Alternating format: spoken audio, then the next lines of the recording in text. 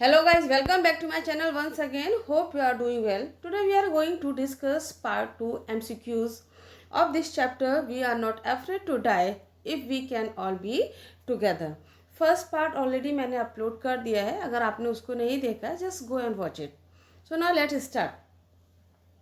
From where did the ship sail for the voyage? Ship जो था वो कहाँ से स्टार्ट हुआ था वोयाज करने के लिए. First one is America, second one is Mexico, third one is Germany and the last one is Plymouth England. अगर आप लोगों ने सबसे पहले स्टार्टिंग में ही अगर आपने पढ़ा है तो वेरी फर्स्ट लाइन और सेकेंड लाइन है जहाँ पर उन्होंने दिया है कि now the ship was started या they started their voyage from the Plymouth England. So now the answer D is correct. Why did the author decide to go for a round the world voyage? Author जो है वो क्यों decide करता है कि वो पूरे वर्ल्ड का पूरी दुनिया का वोयाज पर जाना चाहता है, मीन सी रूट जाना चाहता है या वो सी यात्रा करना चाहता है, समुद्री यात्रा करना चाहता है. First one is to duplicate the voyage made 200 years ago by captain James Cook. 200 साल पहले कैप्टन जेम्स कुक ने जो वोयाज किया था वो उसको डुप्लीकेट करना चाहता था, मीन्स उनकी कॉपी करना चाहता था, नकल करना चाहता था. Second, to see the world, पूरी दुनिया को वो देखना चाहता था. To settle down in different country, वो किसी और देश में सेटल होना चाहता था. To show his children the world through ship, वो शिप के थ्रू अपने बच्चों को पूरी वर्ल्ड पूरी दुनिया दिखाना चाहता था. So now the correct answer is A to duplicate the voyage made 200 years ago by captain James Cook. 200 साल पहले कैप्टन जेम्स कुक ने जो वोयाज किया था वो उसको डुप्लीकेट करना चाहता था. Next one is what was the occupation of the author. Author का ऑक्यूपेशन क्या था, ऑथर क्या करता था. बिजनेसमैन, वो एक बिजनेसमैन था. अ सेलर, एक सेलर था. टीचर था और नन ऑफ द अबव, इनमें से कोई नहीं. Now the correct answer is A author was a businessman. आपका फर्स्ट सेकेंड लाइन लिखा हुआ है 37-year-old बिजनेसमैन, है ना, स्टार्टिंग की ही लाइन में लिखा हुआ है. So now the author was a businessman. What was the name of the ship of the author. Author का जो शिप था उसका क्या नाम था. मीसो था, वेव वॉकर, वेव शिप और sailor ship. Now the correct answer is B. Author का जो शिप था उसका नाम क्या था, wave walker. What part of the journey was pleasant for them. Author के लिए जर्नी का वो कौन सा हिस्सा था जिसके उसके लिए बहुत ज़्यादा प्लीजेंट था, खुशनुमा था. First part from England to Cape Town, last part of the journey, first few months, never, कोई भी नहीं. So now the correct answer is A first part from England to Cape Town. England से Cape Town तक का उसका जो first starting उसमें दिया है ना कि first leg of the journey of his voyage, उसकी वोयाज का जो फर्स्ट लेग, तो लेग से सेंस है कि फेज, स्टार्टिंग का जो फर्स्ट जो पीरियड जो फर्स्ट पार्ट जो रहा वो that was very good. What were the names of two crewman whom the author hired. Author ने दो जो क्रूमैन हायर किए थे उनके नाम क्या थे. Shelley and Cable, Larry Vigil and Herb Seigler and Sally Cooper, Larry Vigil and Adam Moore. So now the correct answer is B. Larry Wiesel and Herb Siegler was the two names whom author hired. Why did the author hire two crewmen? दो crewmen जो थे उनको author ने क्यों hire किया. To take rest from long the voyage, क्योंकि वो rest करना चाहता था कि वोयाज पर जब वो जा रहा तो लंबे समय तक वो रेस्ट करना चाहता था. To help tackle one of the world's roughest sea, the southern Indian ocean, या जो सबसे ज़्यादा दुनिया का जो सबसे टफेस्ट जो सी है सदर्न इंडियन ओशियन, ताकि वो वहाँ पर जाके उनकी हेल्प कर सकें. Because he could no longer sail the ship, क्योंकि वो बहुत लंबे समय तक शिप को नहीं चला सकता था. He wanted to spend some time with his family, वो अपनी फैमिली के साथ कुछ समय स्पेंड करना चाहता था. Now the correct answer is B. To help tackle one of the words of a sea southern Indian ocean, ताकि वो जो दो क्रू मैन हैं वो उनकी सदर्न ओशियन जो सबसे ज़्यादा टफेस्ट सी है उसमें उनकी मदद कर सकें। When did the waves start getting gigantic? Gigantic means huge, विशाल, कि जो waves हैं वो बहुत ज़्यादा huge, विशाल कब होने लगे? December 25, January 2, November 30, December 31st. Now the correct answer is do. जनवरी 2 को वेव्स जो है वो बहुत ज़्यादा जाइगेंटिक होने लगे थे।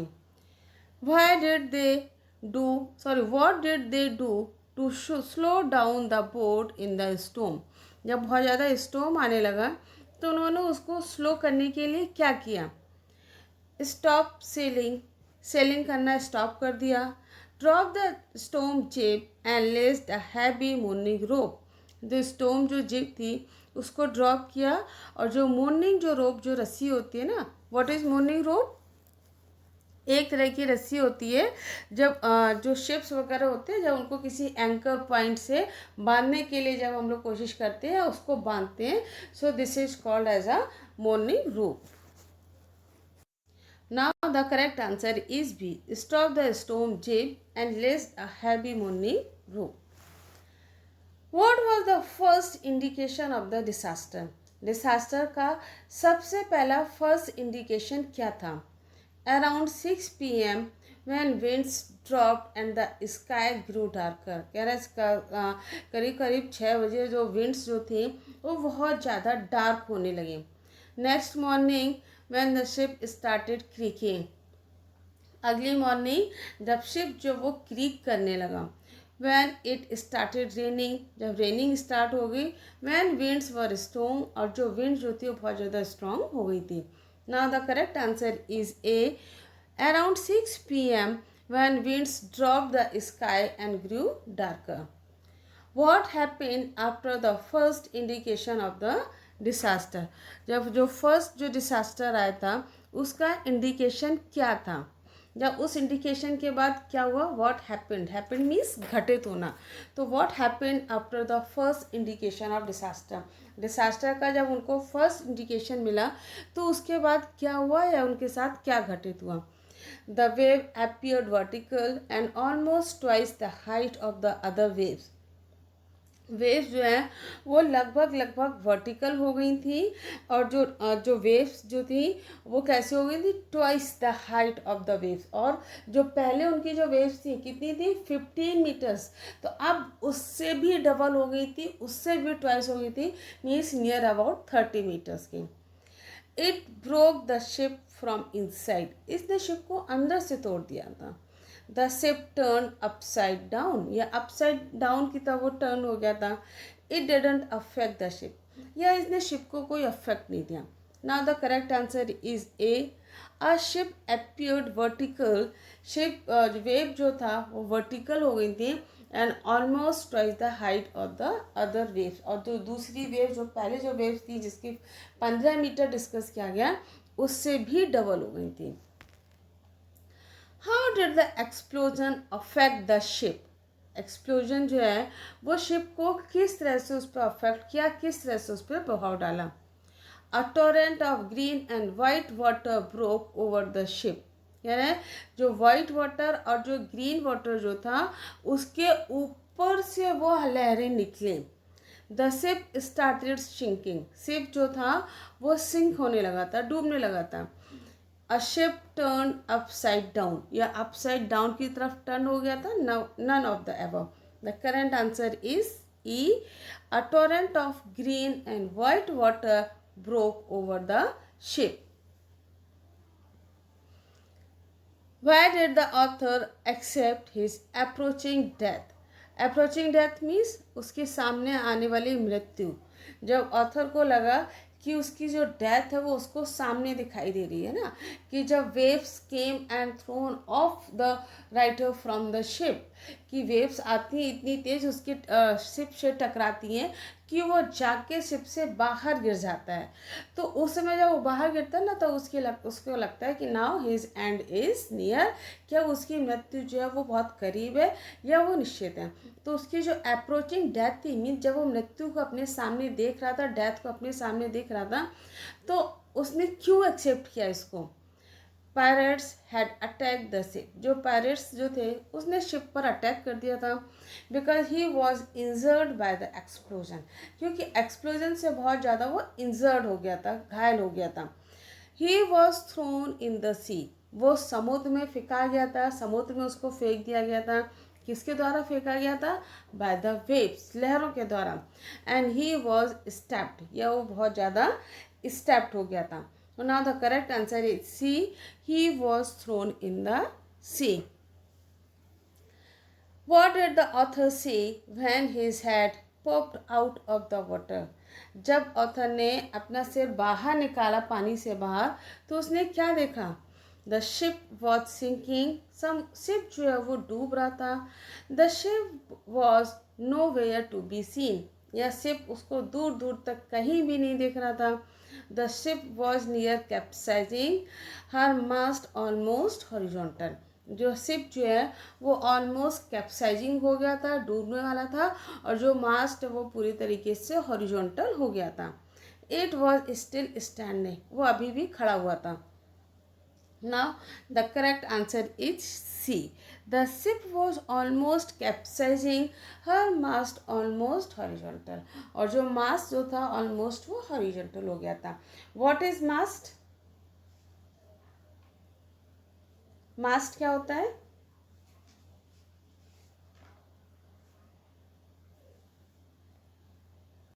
मास्ट मीन्स अ टॉल पोल, एक जो टॉल बहुत लंबा सा जो पोल होता है, that supports the sail on a boat और शिप, जो शिप और बोट को सपोर्ट करते हैं।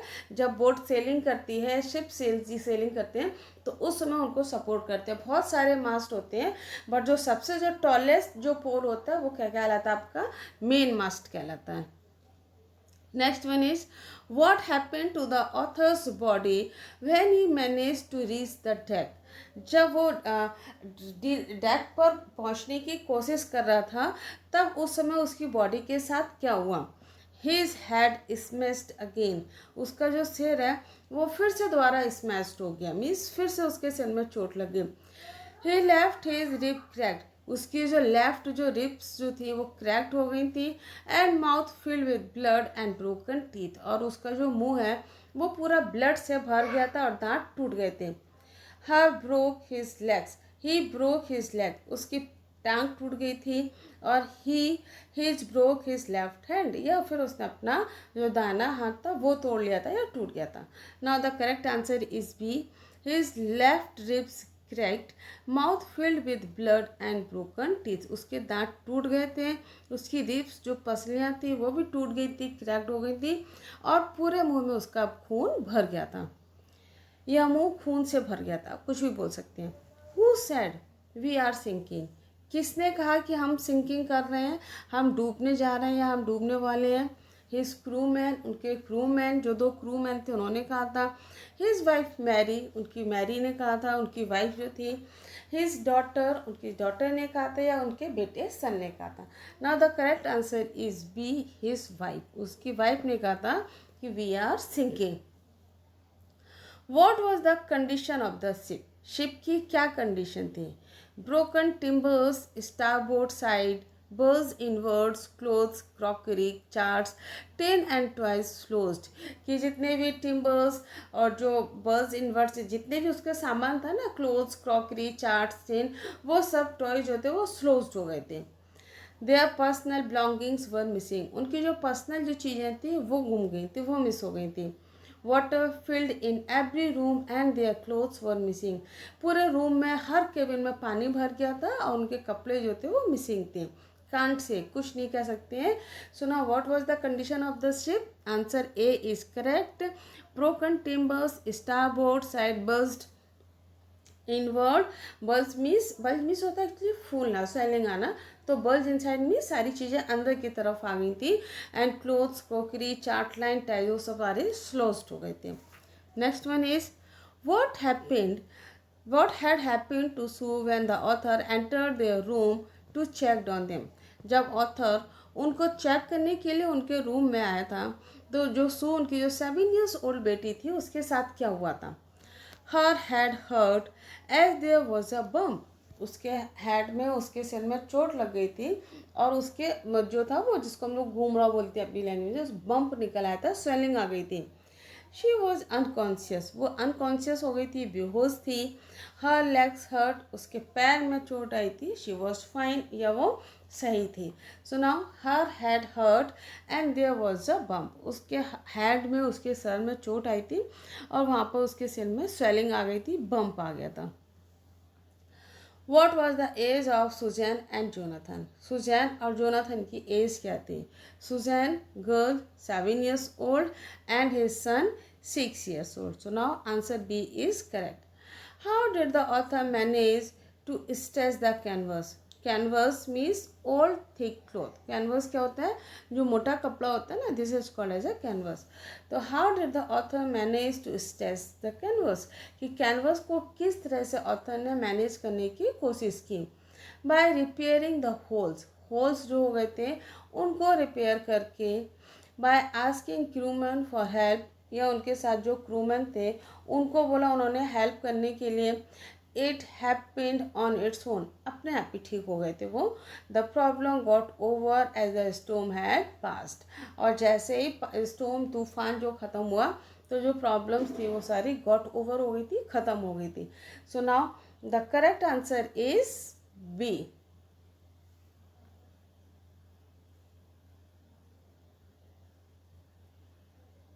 नहीं, करेक्ट आंसर इज ए, क्योंकि उन्होंने by asking crewman to help, ये तो उन्होंने पूछा ही नहीं था अपने क्रूमैन से हेल्प करने के लिए, but by repairing the holes, बल्कि जो होल्स थे वो उन्होंने रिपेयर किया था ना, जिसकी वजह से क्या हुआ था कि वाटर जो है वो राइट साइड को डेविएट हो गया था और उनका जो हैंड पंप और जो इलेक्ट्रिक पंप था उसमें वो डेब्रीज, कूड़ा कचरा जो भर गया था. सो ना the correct answer is A. What happened after the hand pumps started to block up with the debris floating around the cabins?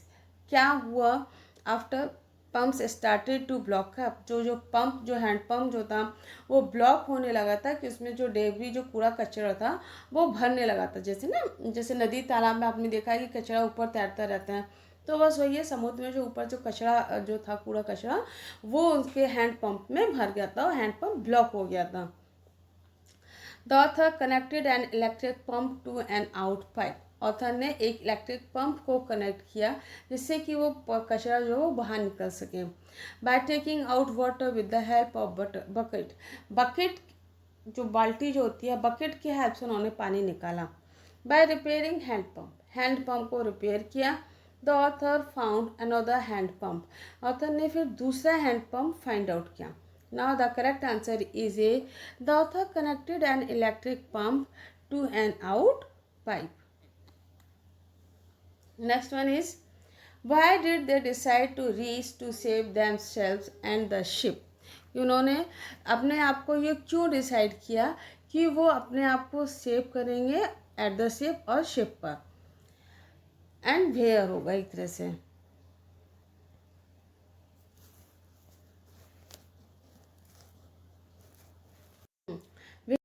Where means कहाँ. तो where did they decide to reach to save them self and the ship. उन्होंने कहाँ पर ये decide किया कि वो अपने आप को सेव करेंगे, सुरक्षित करेंगे और अपने आप को और अपनी शिप को. Australia, Isle Amsterdam, Mumbai, India और Japan. Now the correct answer is B, Isle Amsterdam. Next, what was their first meal in 2 days. 2 दिनों बाद पहली बार उन्होंने क्या खाया? Meat loaves, bread and milk, noodles, corned beef and cracked biscuit. Now the correct answer is D, corned beef and cracked biscuit. cracked biscuit जैसे अपना crack Jack बोलते हैं ना, तो वही चीज़ है कि आप उनके अभी कोई बिस्किट ही होंगे, जरूरी नहीं क्रैक जैक क्यों, but biscuit and corn beef. Who said we aren't afraid of die if we can all be together, you, mummy, Sue and I. कि हमको डरने की ज़रूरत नहीं है यदि हम सब साथ में हैं. You, mummy, Sue and I. John, जो उनका बेटा जॉन होता है, वो बोलती है क्रूमैन टू ईच अदर, जो क्रूमैन उन्होंने 2 हायर किए थे अमेरिका और स्विट्जरलैंड से, वो बोलते हैं इस बात को, या उनकी बेटी जो सूज होती है वो बोलती है, या उसकी मदर बोलती है। Now the correct answer is A, John या जोनाथन जिसको बोलेंगे, who was 6 years old। When did they reach Isle Amsterdam? Isle Amsterdam पर वो कब पहुँचे? Around 6 p.m. in the evening, around 6 a.m. in the evening, in the afternoon और at night। कब पहुँचे थे वो लोग? Around 6 p.m. in the evening। What was the status of ship on January 3? 3 जनवरी को शिप जो था उसकी क्या स्टेटस थी, उसकी क्या कंडीशन थी? The pump had the water level sufficiently under control, कि जो पंप जो था वो पूरी तरीके से सब पानी निकाल चुका था और वाटर जो वो सफिशिएंटली अंडर कंट्रोल था, मीन्स बहुत कम पानी बचा था। Condition was getting worse, condition जो है वो और ज़्यादा खराब हो गई थी। They were still struggling to control the pump, so pumps को अभी भी कंट्रोल करने की कोशिश कर रहे थे। एवरीथिंग वॉज जस्ट राइट, सब कुछ ठीक ठाक था। Now the correct answer is A, pump had the water level sufficiently under control. How long did they take for the ship's testing and fitting? Ship की टेस्टिंग और fitting के लिए उन्होंने कितना टाइम लिया?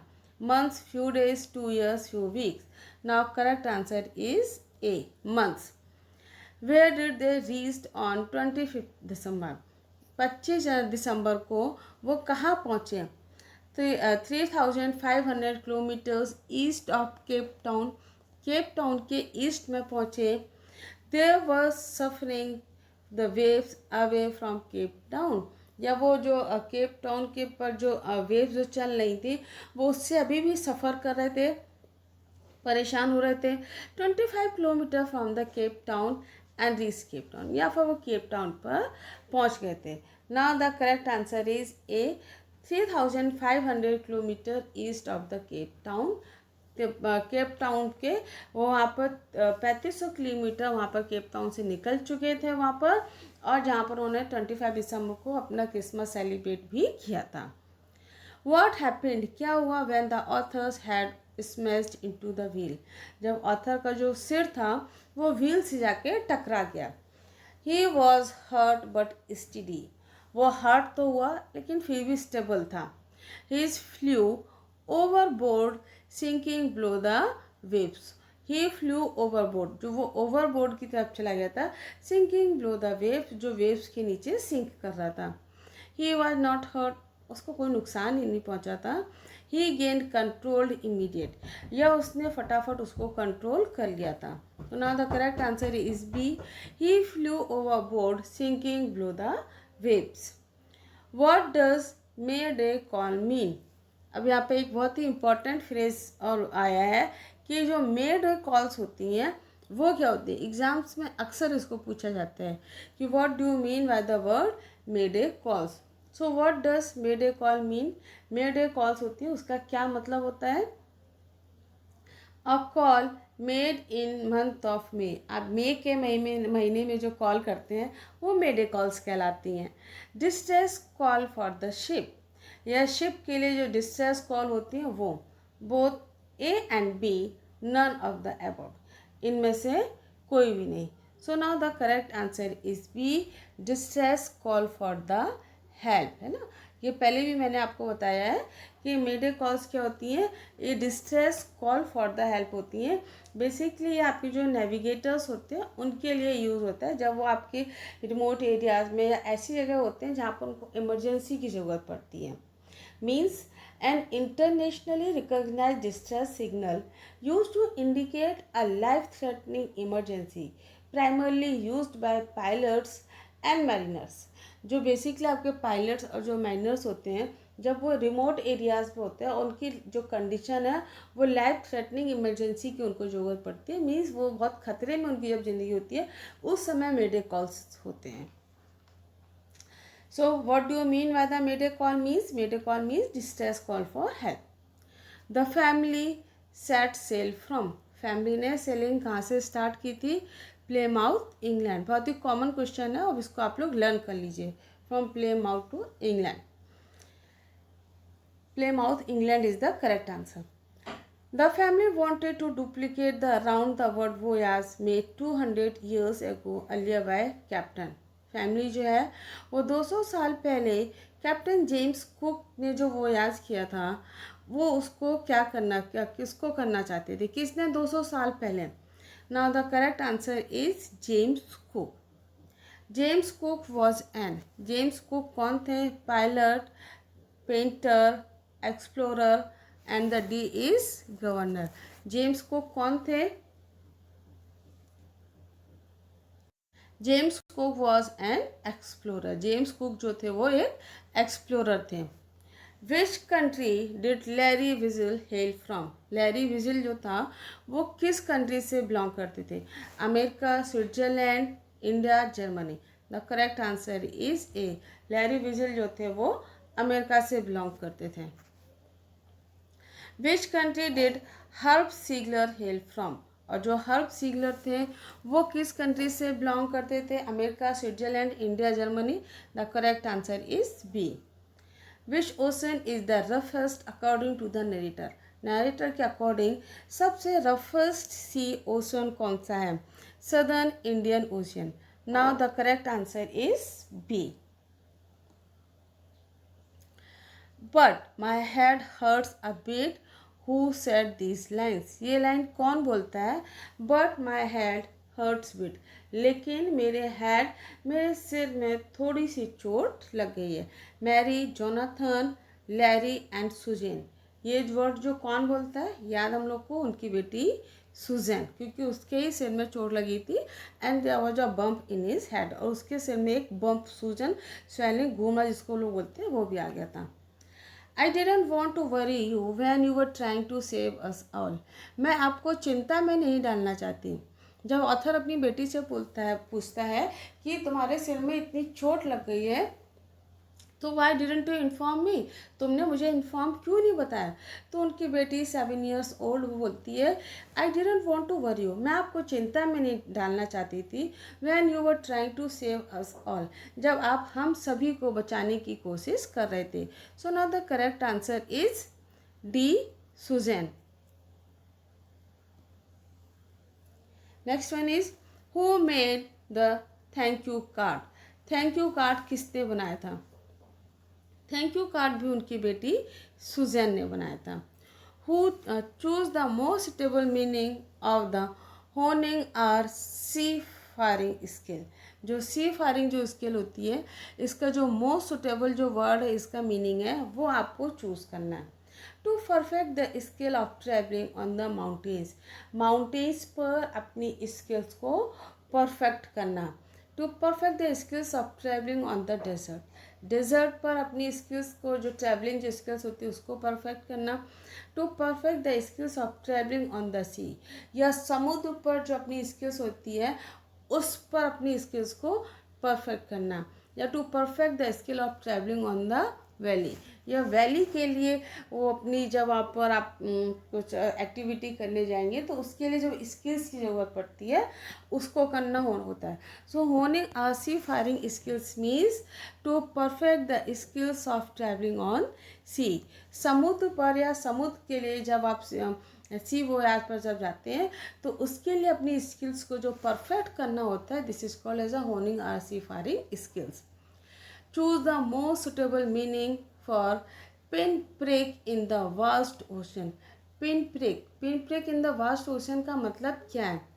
This phrase expresses the significance of the two small islands in the vast ocean. ये जो phrase है वो ये सिग्निफाई करता है, एक्सप्रेस करता है the two small islands in the vast ocean. Vast ocean means इतने बड़े ओशियन में, कि इतने बड़े ओशियन में दो छोटे छोटे से आइलैंड को ढूंढना. This phrase expresses the significance of small island in the vast ocean. ओ, ये दोनों सेम रिपीट हो गए हैं.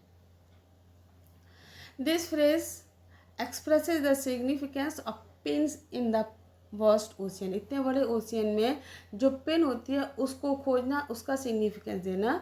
And it expresses the significance of प्रिकी island in the vast ocean, या इतने बड़े ओशियन में जो प्रिकी आइलैंड है उसका significance. Now the correct answer is A B. बस आप इसका मीनिंग ध्यान रखिएगा। This phrase expresses the significance of two small island in the vast ocean, कि इतने बड़े ओशियन में और दो छोटे छोटे आइलैंड्स को ढूंढना, जिसका मतलब है pin pricks in the vast ocean. Choose the most stable meaning of the ominous silence. Ominous silence का क्या मतलब है, करेक्ट आंसर को चूज कीजिए। ओमिनस या ओमिनियस मीन्स क्या होता है, सर्वव्यापी, to present everywhere. Silence means शांति, मीन्स वो शांति जो हर जगह प्रेजेंट थी। Suggesting something unpleasant will happen, ये सजेस्ट करना कि कुछ अनहैपन होने वाला है, अनप्लीजेंट होने वाला है। Suggesting something pleasant will happen, या ये सजेस्ट करना कि कुछ अच्छा होने वाला है। Suggesting something profit will happen, या फिर ये पता करना, ये सजेस्ट करना है कि उनको कुछ प्रॉफिट होने वाला है। None of the above. Now the correct answer is A, suggesting something unpleasant will happen, ये बताना कि कुछ अनहोनी होने वाली है। जैसे कहते हैं ना, एक एग्जांपल के लिए बोलते हैं, इतनी शांति चल रही है, भाई क्या बात है, मीन्स जब तूफान आता है ना तो उससे पहले थोड़ी सी शांति हो जाती है, तो तूफान के आने के पहले की शांति, इसका मतलब है कि कुछ अनहोनी होने वाली है। Choose the most suitable meaning of May day calls. May day calls का सुटेबल मीनिंग चूज किया, अभी हम लोगों ने ऊपर भी डिस्कस किया, it means distress call. So answer B is correct. Choose the most stable meaning of the tousled head. Tousled head का meaning choose कीजिए। इसका क्या मतलब है, having hairs that looks tidy, बाल जो कि बहुत टाइडी दिखाई देते हैं। having hair that looks untidy, या ऐसे बाल होना से इनमें जो बहुत ज़्यादा अनटाइडी दिखते हैं। स्मॉल हेड, छोटा सिर। A giant head, giant means बड़ा सिर, राक्षसों का जैसा बड़ा होता है ना, तो जाइंट मीन्स ह्यूज, विशाल, जाइगेंटिक जो वर्ड बना है, सी से बना है। So now having hair that looks untidy, बिखरे हुए बाल, ठीक है। Which one of the following is not a part of the ship, इनमें से कौन सी एक जो हिस्सा है या कौन सा एक वर्ड जो है वो शिप का पार्ट नहीं होता है। स्टर्न, एंकर, जिप या कॉकपिट। स्टर्न तो आपको बताया ही था मैंने, स्टर्न मीन्स पीछे का जो हिस्सा होता है वो क्या कहलाता है, स्टर्न कहलाता है। एंकर, एंकर वो पॉइंट होता है जहाँ पर जो मूर्निंग जो रोप होती है, रस्सी को जहाँ से बांधा जाता है, वो एंकर पॉइंट लोग का होता है। जिप, जिप जिसको वो ट्रैंगुलर कलर का, ट्रैंगुलर शेप का एक कपड़ा होता है ना जिसको पाल बोलते हैं, वो होता है। So now the correct answer is D, cockpit. Cockpit जो है वो शिप का पार्ट या शिप का पार्ट या हिस्सा नहीं होता है। So what is cockpit, cockpit actually होता है अ एरिया, एक ऐसा area where controls for the vessels are located, जो वेसल्स को जो कंट्रोल किया जाता है ना जहाँ से, वो this is called the ships cockpit. So now the cockpit is correct answer, वो शिप का हिस्सा नहीं होता है। विच of the following is not synonyms of the voyage, इनमें से कौन सा वर्ड है जो वोयाज का सिनोनिम नहीं है। ओडिसीज, crusade, pilgrimage and excursion.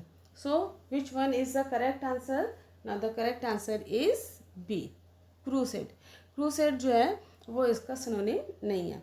Name the boat owned by the family. Family ने किस बोट को परचेज किया था या किसको उन्होंने कस्टमाइज करवाया था प्रोफेशनली, उसका क्या नाम था। वे वॉकर, टाइटेनिक, मेफ्लोर और एरिजोना। वे वॉकर, इसको हम पहले भी डिस्कस कर चुके हैं। Give the meaning of oil skins. Oil skins का क्या मतलब होता है। ऑयलिंग द स्किन, स्किन को ऑयलिंग करना, स्किन में ऑयल लगाना।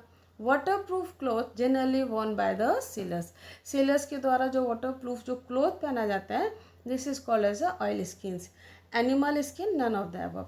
सो now the correct answer is B, waterproof cloth generally worn by the sailors, sailors के द्वारा जो वाटर प्रूफ कपड़ा जो पहना जाता है, this is called as oil skins. Which of the following word mean strong winds, torrent, storm, gales and tsunami. जो जो स्ट्रॉन्ग विंड्स होती हैं उसका कौन सा वर्ड जो है मीनिंग जो वो करेक्ट होता है। तो now the correct answer is gale. Torrent means भी बहुत स्ट्रॉन्ग होता है। स्टोम मीन्स तूफान, और सुनामी जिसमें आंधी तूफान सब कुछ आता है, बट केवल अगर स्ट्रॉन्ग वर्ड की अगर हम यूज़ करें तो वो होता है आपका गेल। एंड ना last one is which one of the following is not one of the character of the story. इस स्टोरी का करेक्टर इनमें से कौन सा नहीं है। Herb Seigler, Thomas Cook, Susan and Mary. Now the correct answer is Thomas Cook, क्योंकि Thomas Cook जो है वो इस स्टोरी का करेक्टर नहीं है। हर्ब सीगलर क्रूमैन था, सुजैन उनकी बेटी थी, मैरी उनकी वाइफ थी। So now the correct answer is B. Thanks for watching, like, subscribe and share.